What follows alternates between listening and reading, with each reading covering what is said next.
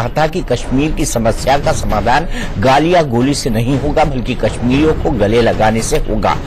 सेना और सुरक्षा बल कश्मीर में आतंकवादियों को गोली से जवाब दे रहे हैं और अब मोदी सरकार ने कश्मीर के लोगों को गले लगाने की बड़ी पहल की है। इस पहल के अंतर्गत कश्मीर में सेना और सुरक्षा बलों ने पिछले 2 साल में 350 से ज्यादा आतंकियों को मार गिराया है। सेना कश्मीर घाटी में आतंक के खिलाफ ऑपरेशन ऑल आउट में जुटी है और अब सरकार कश्मीर में शांति की स्थायी समाधान ढूंढने जा रही है। इस काम के लिए पूर्व आईबी डायरेक्टर दिनेश्वर शर्मा को विशेष प्रतिनिधि नियुक्त किया गया है, जो कश्मीर की जनता, राजनीतिक पार्टियां समेत सभी पक्षों से बातचीत करेंगे। श्री दिनेश्वर शर्मा जम्मू कश्मीर के elected representatives, political party, different organisations और व्यक्तियों के साथ बातचीत प्रारंभ करेंगे। कोई उनके ऊपर प्रतिबंध नहीं है, यह बिल्कुल मना नहीं किया गया है कि इनसे बात करनी है, इनसे बात नहीं करनी। जिससे बात करना चाहें उसके साथ बातचीत करें, लोगों के एस्पिरेशंस को समझें। मेरे ख्याल से बातचीत के जरिए निश्चित रूप से वहां एक शांति बहाल होगी और एक परमानेंट सॉल्यूशन को ढूंढा जा सकेगा। कश्मीर में शांति में सबसे बड़ी बाधा पाकिस्तान और पाकिस्तान के दलाल है। मोदी सरकार ने इस बार सभी मोर्चे पर आतंक के खिलाफ जंग छेड़ रखी है। कश्मीर में आतंकियों की फंडिंग रोकने के लिए एनआईए एक्शन में है। आज ही हिजबुल मुजाहिदीन के सरगना सैयद सलाउद्दीन के बेटे को हवाला के धंधे में लिप्त होने के आरोप में गिरफ्तार किया गया। आतंकियों की घुसपैठ रोकने के लिए बॉर्डर पर सेना मुस्तैद है। पाकिस्तान के सीज फायर का मुंहतोड़ जवाब दिया जा रहा है। घाटी में आतंकियों का सफाया भी साथ साथ चल रहा है। सरकार को उम्मीद है कि अब कश्मीरियों से बातचीत का वक्त आ गया है। बातचीत में कश्मीर के सभी स्टेक होल्डर्स को शामिल करने की बात कही जा रही है। अब ये सवाल बड़ा है कि क्या बातचीत में पाकिस्तान के वो दलाल भी शामिल होंगे जिन्होंने बीते 27 साल में ऐसी हर पहल को पलीता लगाया है।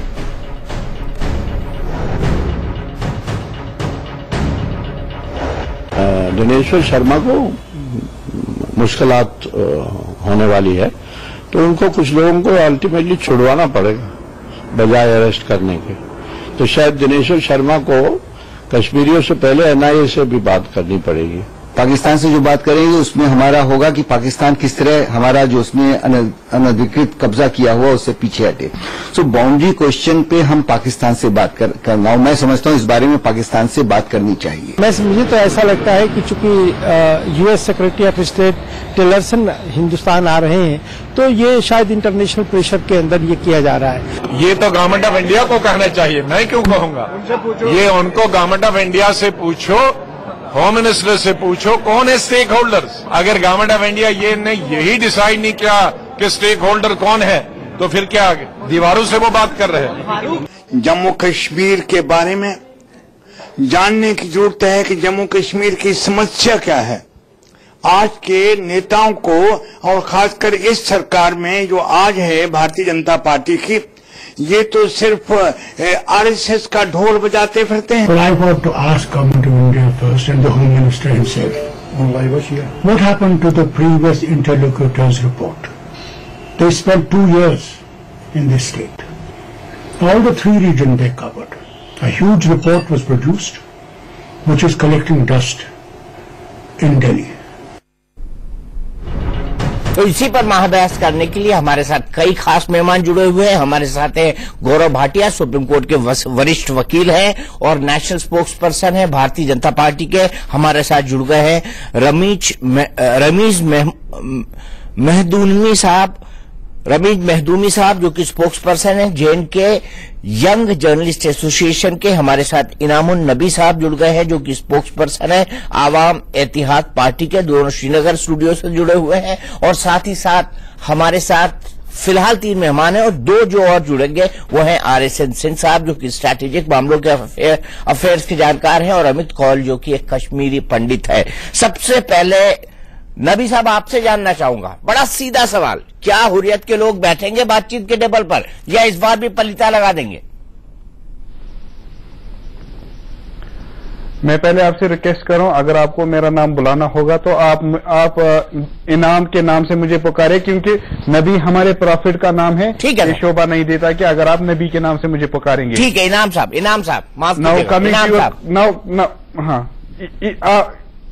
इको है, आपकी इको है, मैं कुछ बोलता हूं, मुझे अपनी आवाज वापस आ रही है। मैं कोशिश करता हूं आपकी आवाज को ठीक किया जाए। तब तक मैं यही सवाल रमेश भाई से पूछता हूं। रमेश भाई, आप यंग जर्नलिस्ट एसोसिएशन के स्पोक्स पर्सन है। मैं आपसे ये जानना चाहूंगा कि अब तो पॉलिटिकल सॉल्यूशन का वक्त आ गया है।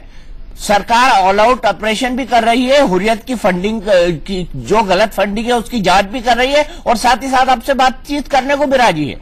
तो कुछ अलगाववादी नेता बातचीत करेंगे कि नहीं करेंगे? ये तो हुर्रियत को खुद डिसाइड करना पड़ेगा कि वो क्या करेंगे, लेकिन पल्स जो ग्राउंड का है वो ये है कि ऑल आउट हो, कोई किलिंग की बातें हो, इससे कश्मीर मुद्दे का कोई समाधान निकलने वाला नहीं है। लेकिन अब तो बातचीत की पहल हो गई है, गिरी है रमेश भाई, अब तो बातचीत की पहल हो गई है। अरे इसका तो स्वागत कर दीजिए। हाँ, चलिए, मैं ऑल आउट नहीं बोलता हूं, मैं जोड़ देता हूं। वाधवान की बातचीत नहीं होनी चाहिए, मैं ऑल आउट नहीं बोल रहा हूं। कश्मीर में अपने रूट्स ढूंढने की बातचीत नहीं होनी चाहिए, ये यहाँ के दुख को समझने की बातचीत होनी चाहिए, ये यहाँ के बच्चों को जनाजे रोकने की बातचीत होनी चाहिए, ये यहाँ के माँ के आंसू पोंछने की बातचीत होनी चाहिए। अगर दिनेश्वर साहब कंक्रीट एजेंडा लेकर आएंगे, हुर्रियत ही नहीं, सिविल सोसाइटी का एक लार्जर तबका उनसे मिलेगा। लेकिन शर्त यह है कि 70 साल से हमने वाजवान देखा है, अपने रूट्स देखे हैं, कहवा पॉलिटिक्स देखी है, लेकिन कंक्रीट इश्यूज पे बात नहीं देखी है। अगर दिनेश्वर साहब कंक्रीट एजेंडा लेकर पॉलिटिकल सोल्यूशन को समझकर ह्यूमनिस्टिक एंगल के साथ, जिस ह्यूमनिज्म की बात वाजपेयी ने शेर कश्मीर पार्क से 2003 में की थी, उसकी करे, बाकी आर्मी जनरल्स के लेख पढ़िए आप, उन्होंने ये टाकारा बता दिया है कि किलिंग से, जेनोसाइड से कश्मीर मसले का कोई हल नहीं निकलने वाला है। अब वक्त आ चुका है कि हम अमन की बातें करें, इंसानियत की बातें करें और दुख को समझे। और रमेश साहब यही बोल रहा हूं, हमारे प्रधानमंत्री जी ने भी कहा है कि गोली और गाली से कश्मीर का हल नहीं निकलेगा, कश्मीरी भाइयों से बातचीत करने को निकला था। और अगर बातचीत करने के लिए दिनेश्वर शर्मा साहब आ रहे हैं तो आपको खुले दिल से उनका स्वागत करना चाहिए। आप स्वागत करते हैं कि नहीं? हम उनका खुले दिल से स्वागत करेंगे, लेकिन दिनेश्वर जी से अपील रहेगी कि पैलेट से हमारे बच्चों की जो आंखें अंधे हो रही है वो बंद होना चाहिए। पहले इस साल ही कितने केस हुए हैं, उनको सीबीएम लेकर यहां आना पड़ेगा। कॉन्फिडेंस बिल्डिंग मेजर्स, हम उनका तहे दिल से शुक्रिया करेंगे और स्वागत करेंगे, लेकिन कुछ जमीन पे दिखना चाहिए। कम से कम एक छोटी चीज पैलेट गन पे बैन लगना चाहिए, जिसका मेरा घर का रिपोर्ट नहीं है। एमनेस्टी इंटरनेशनल ने कहा है कि ये राक्षस गन है, इसलिए कश्मीर की आंखों को उड़ा दिया है। तो कम से कम वो कॉन्फिडेंस बिल्डिंग मेजर्स लेकर आए। ये कोशिश अच्छी है, लेकिन इस कोशिश को प्रैक्टिकली एजेंडा के साथ इंप्लीमेंट करवाना पड़ेगा। मेरे ख्याल से जब भी सरकार बातचीत करती है तो एजेंडा के साथ ही करती है, बिना एजेंडा के कोई बातचीत नहीं होती। आप घर में बीबी से भी बात करते हो तो बिना एजेंडा के बात नहीं करते, कोई कम्युनिकेट करना होता है तो आप बातचीत करते हैं, और मेरे ख्याल से कम्युनिकेशन 2 वे होता है। आज तक की बातचीत की हालात ये रही है कि हुर्रियत कॉन्फ्रेंस के कुछ लोग जो पाकिस्तान के विशुद्ध रूप से दलाल हैं, वो इस बातचीत में अड़ंगा डाल देते हैं, चाहे केसी पंत साहब हो, चाहे अरुण जेटली साहब हो, चाहे दिलीप पाटगांवकर की कमेटी हो, या मनमोहन सिंह जी की 2 राउंड टेबल कॉन्फ्रेंस। दिलीप पाटगांवकर जी ने कहा कि हमारी रिपोर्ट को डस्टबिन में फेंका दिया। चलिए ठीक है, हम उस पर बात करेंगे, हम उस पर बात करेंगे, लेकिन गौरव भाटिया जी एजेंडे की बात कर रहे हैं, सरकार खुले मन से जा रही है, यही समझ पाया हूं मैं राजनाथ सिंह जी की कल की बात सुनकर। लेकिन अब फिर कंडीशन पे कंडीशन लग रही है, इसको कैसे देखते हैं आप?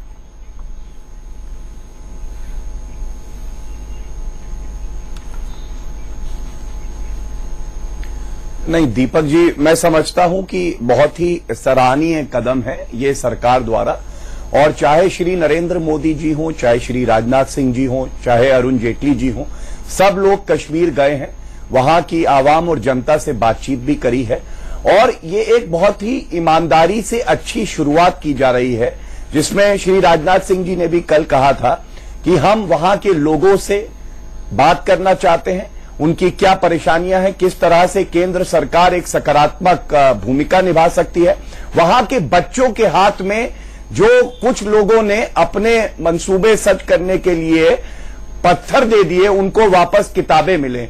कश्मीरियों को रोजगार मिले, नौकरी मिले, और इसीलिए ये बातचीत शुरू की जा रही है। मैं समझता हूं किसी भी बातचीत की सफलता के लिए ये आवश्यक है दीपक जी कि जो दोनों पक्ष हों वो ईमानदारी से बात करें, वो खुल के बात करें और देश हित में बात करें। देश हित से सर्वोपरि कुछ भी नहीं है, ये बात भी हमें ध्यान में रखनी होगी। तो जो भी व्यक्ति बात करने आएगा वो संविधान की परिधि में रह के बात करेगा, वो ये मान के बात करेगा कि कश्मीर जो है भारत का अभिन्न अंग है, और उसके बाद जो भी बातचीत है, जो भी कदम उठाने हैं, मैं समझता हूं ये जो स्पेशल इंटरलोक्यूटर अपॉइंट किए गए हैं, ये सबकी बातचीत सुनने के बाद केंद्र सरकार के सामने पक्ष रखेंगे उनका। ठीक है, केंद्र सरकार के सामने पक्ष रखेंगे, लेकिन इनाम साहब मेरा बड़ा सीधा आरोप है उन पाकिस्तान परस्त लोगों से, उन पाकिस्तान के दलालों से, उन अलगाववादियों से जो बातचीत पर रोड़े अटकाते हैं, अड़ंगा अटकाते हैं। 1990 से लेकर आज तक का इतिहास ये रहा है। आप क्या कहेंगे इस पर? चलिए, वो हमारे साथ जुड़े हुए नहीं है, यही सवाल अमित से पूछते हैं। अमित रूट्स ऑफ कश्मीर, एक कश्मीरी पंडित है और कश्मीरी पंडितों की तरफ से आवाज उठाते रहे हैं। आपने कई बार इनको हमारे साथ स्टूडियो में देखा होगा। अमित, आप इस बातचीत का स्वागत करते हैं?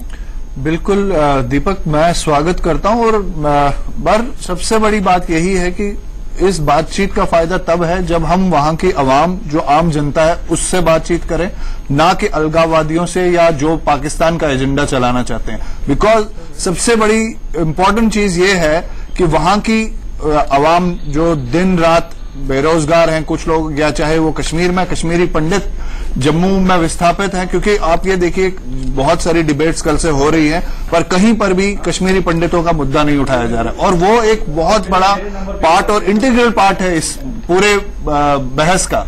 और हम चाहते हैं कि अगर ये देश के विभिन्न अंग में कहीं और बैठे हुए हैं, और साथ में अलगाववादियों से बात करना, पहले भी हमने कहा उनका देश हित से कोई लेना देना नहीं है, उन्हें इस चीज से बाहर रखा जाए, और आपने आज देखा ही है उन्होंने खुद ही मना कर दिया इन चीजों के लिए। तो मैं समझता हूं कि भारत सरकार ने जिनको भी वार्ताकर्ता, जो भी बातचीत के लिए लगाया गया आगे, उन्हें सबसे पहले वहां की आवाम से बात करनी पड़ेगी। वो सबसे बड़ा मुद्दा होना चाहिए। ठीक है, वही सबसे बड़ा मुद्दा होना चाहिए। मैं आपसे इंटायरली एग्री करता हूं। इनाम साहब हमारे साथ जुड़ गए हैं। AIP एक पार्टी है वहां पर, अवामी इत्तेहाद पार्टी, उसके स्पोक्स पर्सन है, एक पॉलिटिकल पर्सन है। इनाम साहब, आप पॉलिटिक्स को भी बहुत अच्छी तरह समझते हैं, आप कश्मीरी सेंटिमेंट्स को भी बहुत अच्छी तरह समझते हैं। मुझे बताइए, पहली ही नजर में पाकिस्तान परस्त हुर्रियत के लोगों ने क्यों ठुकरा दिया बातचीत का ऑफर? देखिए, मसले कश्मीर एक इंटरनेशनली रिकॉग्नाइज्ड डिस्प्यूट है, और अगर आप पूरे एज पर इसका इंटरनेशनल कैरेक्टर देखेंगे तो इसमें तीन फरीक है। एक हुकूमत हिंदुस्तान, हुकूमत पाकिस्तान और कश्मीरी लोगों के नुमाइंदे, जो कि हुर्रियत कॉन्फ्रेंस को माना जाता है। तो ये तीन अहम फरीक इसमें बैठने चाहिए, तभी इस मसले का कोई हल निकलता है। एक मिनट, फिर महबूबा मुफ्ती क्या है? अगर कश्मीर के नुमाइंदे हुर्रियत हैं तो महबूबा मुफ्ती क्या है? दीपक जी, मेरी बहुत कड़ी आपत्ति है, इसीलिए महबूबा मुफ्ती को वोट मिला है डेवलपमेंट के लिए। महबूबा मुफ्ती को सेंटिमेंट के लिए भारत का सेंटिमेंट के लिए हुर्रियत नहीं है, सेंटिमेंट के लिए मेन स्ट्रीम नहीं है, सेंटिमेंट के लिए सुन लीजिए। मैं आपको बताना चाहता हूँ, संविधान के साल पूरी गाठी भारत का अभिन्न मानते हैं, जिनके कॉल पर 2008 में आपने लाखों की तादाद में लोग जमा देखे। ये हुर्रियत की कॉल थी जब 2010 में उन्होंने लाखों के तादाद में लोगों को जमा कर जवाब देना चाहता हूँ, पीसफुली बावर करने की कोशिश की कि मसले कश्मीर एक डिस्प्यूटेड टेरिटरी है, और इसका दीपक, मैं इनाम की बात का जवाब देना। कश्मीर एक डिस्प्यूटेड टेरिटरी है, यहाँ लाशें गिरी है। रमीज एक मिनट रुकेगा। गौरव भाटिया जी जवाब देना चाहते हैं। गौरव भाटिया जी, आप एग्री करते हैं इनाम की बात से? मैं इनाम की बात का जवाब देना चाहता हूँ। गौरव भाटिया से मैं एक ही गुजारिश करूंगा, गौरव भाटिया जी, मैं तो बहुत कड़ी आपत्ति दर्ज करता हूं। बीजेपी है, जो वाजपेयी जी ने कदम उठाए हैं, जो वाजपेयी जी ने कदम उठाए दोनों तरफ से यहाँ बातचीत करने दे रहे हो, उन्होंने इनाम बातचीत तो करने दो गौरव को। इनाम ये गलत है, ये गलत है रमीज इनाम ये गलत है। गौरव को जवाब तो देने दीजिए, गौरव भाटिया जी को जवाब देने दीजिए। अमित मैं आपके बाद भी आऊंगा, गौरव जी जवाब दीजिए, बीच में ना बोले तो बेहतर होगा। बिल्कुल, मैं फिर से आपसे गुजारिश करूंगा, वाजपेयी जी ने, मैं बहुत कड़ी आपत्ति दर्ज करता हूँ इनाम की बात पे। वो कहते हैं कि इसमें गवाह है। जब आप लोगों फिर देखिए मुझे इनाम कर दीजिए, इनाम ये ठीक नहीं है। वो चिल्लाते रहे, अगर गौरव अपनी बात कर रहे हैं तो बीच में ना बोले। गौरव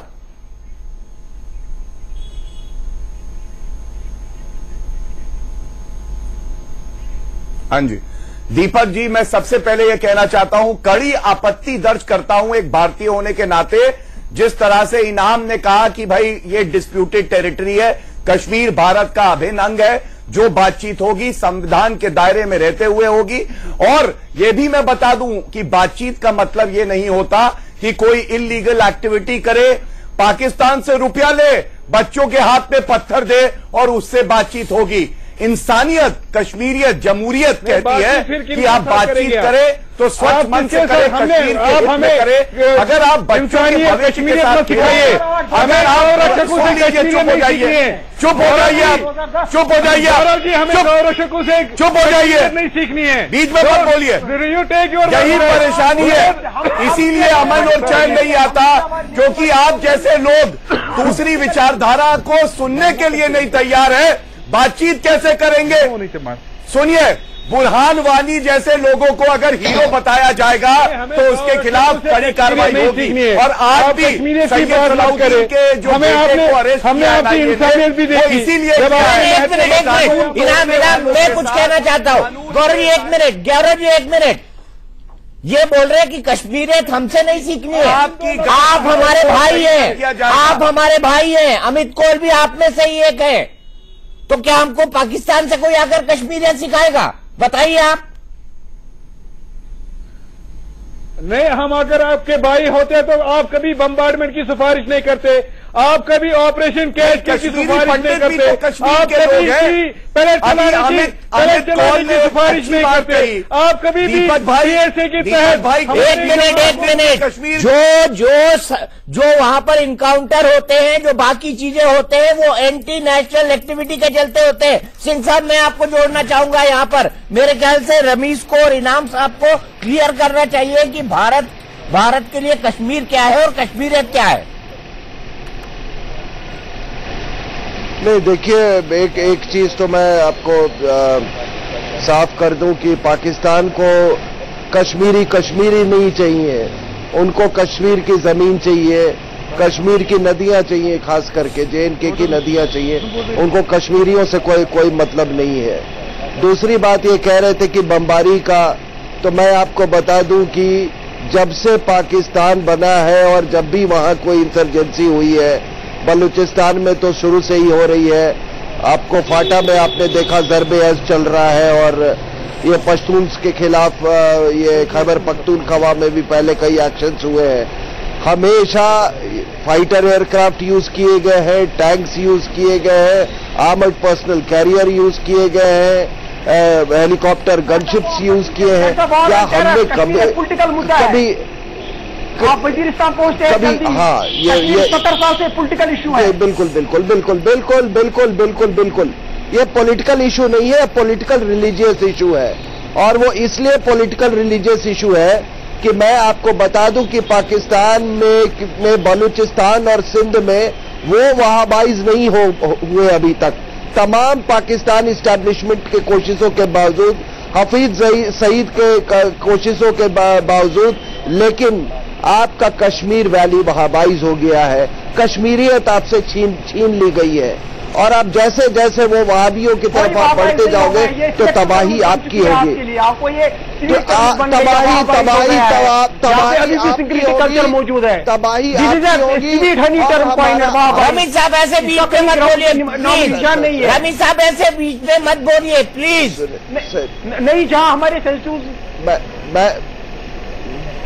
मैं कह रहा हूं कि देखिए, आपके यहाँ एक कल्चर था, एक सूफी विचारधारा थी, आप मज़ारों पे जाते थे, आपकी एक संगीत थी, वो सारा वहाबियों ने धीरे धीरे आपसे छीन लिया है।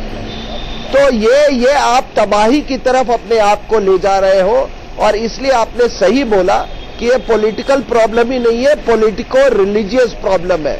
अगर घाटी की, जो कि 120 किलोमीटर बाई 60 किलोमीटर का जो एरिया हम समझते हैं, अगर यहाँ पे अगर रिलीजियस डेमोग्राफी कोई और कुछ और होती तो शायद ये समस्या होती ही नहीं। इस बात से तो आप इस देश में कोई नहीं इनकार कर सकता है। तो अब मुझे ये देखना है कि समस्या है तो रेफरेंडम करवाइए, अगर 120 किलोमीटर की समस्या है तो रेफरेंडम करवाइए। आप पैदा किस साल में हुए थे रमीज आप पैदा किस साल में हुए थे?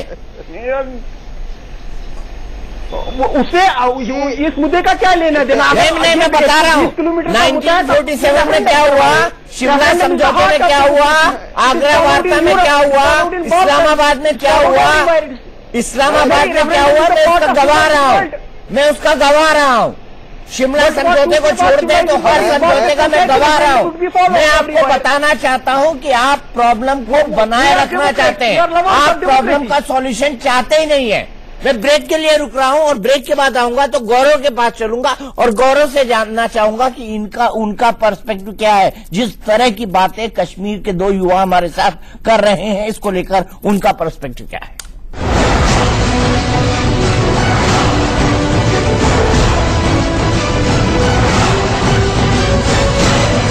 इस पर महाबहस कर रहे हैं कि क्या शांति को कामयाब होने देंगे पाकिस्तान के दलाल। शांति की जो पहल की है दिनेश्वर शर्मा जी को भेजकर कश्मीर के सभी स्टेक होल्डर से बातचीत करके उनसे एक पॉलिटिकल सॉल्यूशन निकालने की बात है। इनिशिएटिव काफी बड़ा है, लेकिन कश्मीर के वो लोग जो पाकिस्तान परस्त हैं वो इसको कैसे रिस्पॉन्ड करते हैं, इस पर भी बड़ा सवाल है। मैं आपसे जानना चाहूंगा गौरव भाटिया जी, मेजॉरिटी के लोग हैं जो कश्मीर में शांति चाहते हैं, हाँ कुछ माइनॉरिटी है जो पाकिस्तान परस्त है, पाकिस्तान के साथ लगातार लगे रहते हैं और टेरर फंडिंग होती है उनकी बाकायदा, जिसके केस एनआईए ने बनाए हैं, जिसके केस एनआईए की चल रहे हैं। मैं आपसे ये जानना चाहूंगा कि ऐसे लोगों को हमारे गले से गले मिलाने देंगे, गले से गले मिलने देंगे?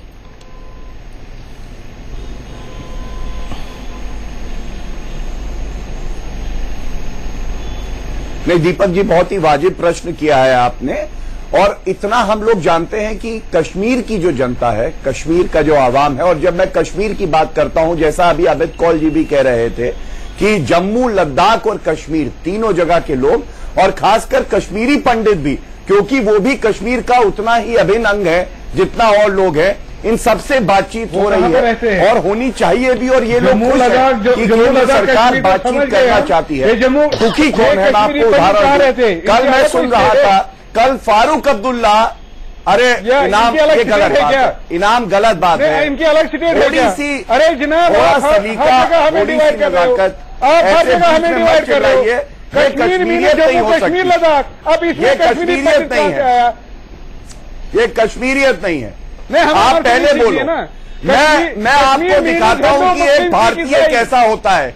मैं आपको दिखाता हूं, आप पहले बोलो फिर मैं बोलूंगा। बोलो आप पहले बोलो। डोंट डिवाइड अस, मैं कह रहा हूं don't divide us, we are one. पहले चाहे हिंदू हो, मुस्लिम हो, सिख हो, ईसाई हो, जम्मू कश्मीर में हम सब एक है। तो कश्मीरी पंडितों को मार मार के किसने निकाला? मेंटेन करके इनाम जवाब दीजिए, कश्मीरी पंडितों को मार मार के किसने निकाला? बोल लिया, जवाब दीजिए, कश्मीरी पंडितों को मार मार के किसने निकाला? कश्मीरी पंडितों को किसने निकाला वो आप उस वक्त के गवर्नर से पूछ लीजिए किसने उनको निकाला। यहाँ पर तो हमारे साथ कश्मीरी पंडित रह रहे, आप मेरे साथ मेरे एरिया में चलिए, मैं आपको कश्मीरी पंडितों से मिलाता हूँ। इनामुल नबी बता दे कितनी बार वो लोग याद है जो घरों से बेघर हुए हैं कि कश्मीरी पंडित वापस आए कश्मीर में, इस्लाम के नाम में इन्होंने इस्लाम का मजाक बना दिया। आप बताओ, आप बात करते हो कि हम सेपरेटिस्ट हो या कोई और हो, उनके बारे में बात करें। कौन आम और कश्मीर के आम मुसलमान और कश्मीर के हिंदू पंडितों के बारे में किसने बात की? और आज ये बात कर रहे हैं कश्मीरी हिंदुओं की। इनको ये पूछिए, जाके जम्मू जाके हाल देखिए उनका। इस तपती गर्मी और ये गवर्नर को लेकर हर कोई गवर्नर की बात करता है। सारे लोग वही थे, किन्होंने रोका कश्मीरी पंडितों को?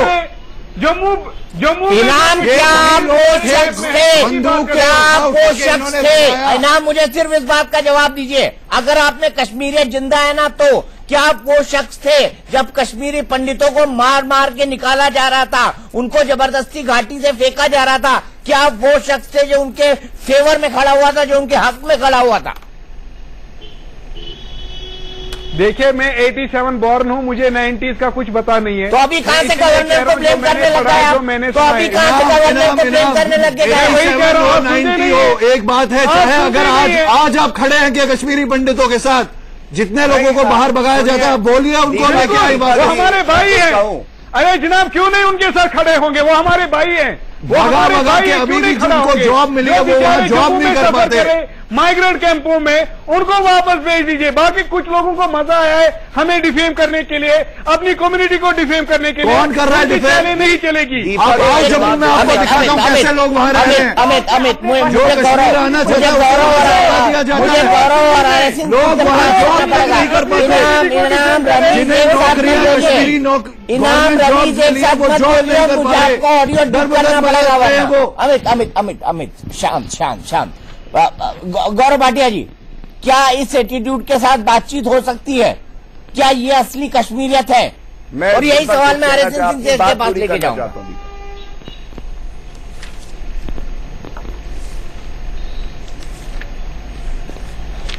बताइए गौरव।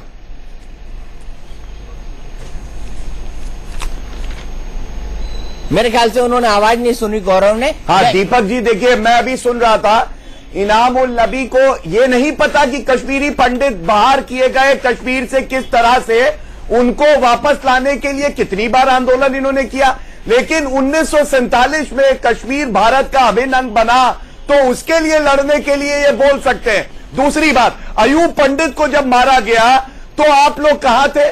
वो तब आप कहते हैं कि नहीं वो भारतीय है और हम उसके साथ खड़े हुए हैं, तब आप लोग चुप रहे। और सबसे दुखद बात यह है कि जो पाकिस्तान के दलाल हैं, जो पाकिस्तान से रुपया लेते हैं, जिनको कश्मीरी लोगों के हित की कोई चिंता नहीं है, उनकी पैरोकारी इनाम उल नबी जैसे लोग आके करते हैं। इनकी क्या विश्वसनीयता है? जब सेपरेटिस्ट लीडर गिरफ्तार हुए तो आप देखिए 200 लोग नहीं निकले उनके समर्थन में, यहां सिमट के रह गए आप। आज आपने कहा कि इलेक्शन में वोट मत डालो, 70% कश्मीरी बाहर निकले और उन्होंने वोट डाला। आप बीच में बोले जा रहे हैं के बारे में आप गलत शब्द बोलते हैं। और भारतीय सेना जब बाढ़ आई, चिल्लाने से कश्मीर का भला नहीं हो जाएगा, चिल्लाने से कश्मीर का भला नहीं हो जाएगा। की सेटलमेंट है, आप 70 साल से हमारे पीछे पड़े हैं, कश्मीरियत मार हम रहे हैं ग्राउंड पे। आपने इलेक्शन के दिन 10 युवकों की हत्या कर दी और आप जमहूरियत का नाच खेलते हैं। हमारा खून जाया हो रहा है नौजवानों का। क्या मांग रहे हैं आप बताइए? समझ में आए, आप बताइए, कश्मीर भारत का अभिन्न अंग है कि नहीं?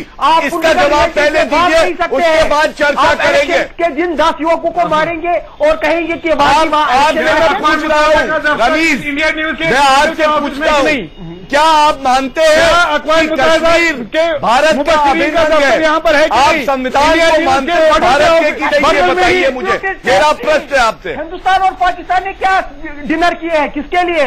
भट्टू और इंदिरा गांधी का मुआहदा किसके लिए था? जवाहरलाल नेहरू का हिस्टोरिकल तो दीपक देखिए, आपको जवाब नहीं गया। इनके जैसे लोगों से आप बातचीत क्या करेंगे?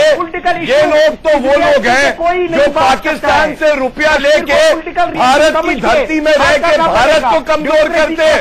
ऐसे लोगों से क्या बातचीत होगी? आपको पोलिटिकल समझना पड़ेगा। हम कश्मीरी लोगों से बात करेंगे, हम कश्मीरी करेंगे। थोड़ी सार्थक बहस करते हैं, क्योंकि हमने इनका नेगेटिव एटीट्यूड सुन लिया है, ये अभी भी सुनने को राजी नहीं है। इनको डिस्प्यूटेड इंटरनेशनल टेरिटरी लगता है और इनको लगता है कि पाकिस्तान को भी उस बातचीत में शामिल किया जाए जो भारत की आंतरिक बातचीत है। सवाल है क्यों? आरएसएन सिंह साहब क्यों? ये दिल्ली की टैक्टिक्स नहीं है, यही पॉलिटिकल सॉल्यूशन की बात करते हैं और जब पॉलिटिकल सॉल्यूशन सामने आता है यही खुद उससे भागने लगते हैं। देखिए, मेरे ख्याल से ये एक ऐतिहासिक समस्या है। ये कश्मीरी हमारे मुसलमान भाइयों को एक चीज समझ में आनी चाहिए कि वो कई हजार साल से वो कश्मीरी हैं और कुछ 100 साल से ये कश्मीरी मुसलमान हैं और ये पाकिस्तान तो अभी पैदा हुआ है और कब पाकिस्तान मर जाएगा इसका भी कोई नहीं, मजहब नहीं। मैं कह रहा हूं कि पाकिस्तान कब मर जाएगा तो वो नहीं वो भी पता नहीं है। अपनी जहनीत का इलाज कराइए पहले। आप अपनी जहनीत का इलाज कराइए। कश्मीरियत बात सियासत से शुरू होती है। आप मजहब से आपको क्या लेना देना? नहीं, मजहब की बात ही नहीं है।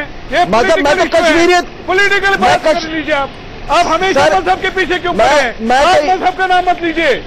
अरे भाई तो भाई पहले वो 5 लाख हमारे 5 लाख हिंदू भाइयों को अंदर ले लो, उसके बाद हम देखते हैं क्या आगे की कार्रवाई कर सकते। दौर कमना इशू ये पॉलिटिकल इशू है। हमेशा भाई कमला रंग देते हैं आप लोग। भाई 7.5% एरिया में रहने वाले लोग, 7% एरिया में रहने वाले लोग 93% पे हुकूमत कर रहे हैं और आप कहते हो कि पॉलिटिकल सोल्यूशन चाहिए।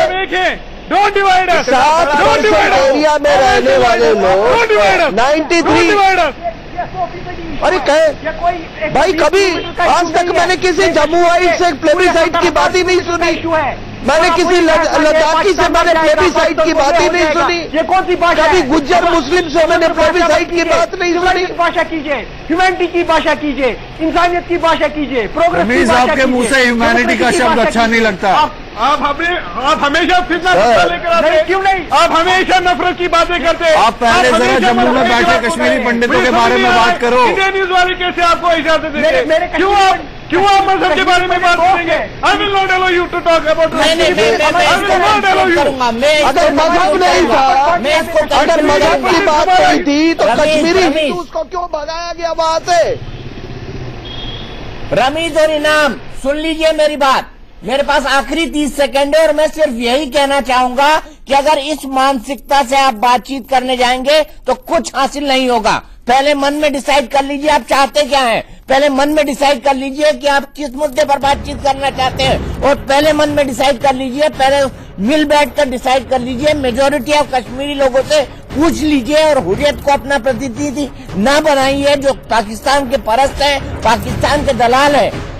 आप उनको अपना प्रतिनिधि ना बनाइए और उसके बाद बातचीत करिए। आपके सोचने, देखने और समझने का नजरिया बदल जाएगा। बात सिर्फ नजरिए को बदलने की है। आपको लगता है आधा गिलास खाली है, कुछ लोगों को लगता है आधा गिलास भरा हुआ है। लेकिन मैं इस बहस में तो अभी नहीं पढ़ना चाहता क्योंकि दिनेश्वर शर्मा जी को 8-10 दिनों के अंदर जाना है। लेकिन जो एटीट्यूड इनाम और रमीज ने दिखाया, मुझे नहीं लगता वो एटीट्यूड एक लॉन्ग टर्म सॉल्यूशन लेकर आ सकता है। वो भी एक पॉलिटिकल प्रॉब्लम का जो बरसों से हमारे सामने खड़ी है। महाबहस में आज के लिए इतना ही।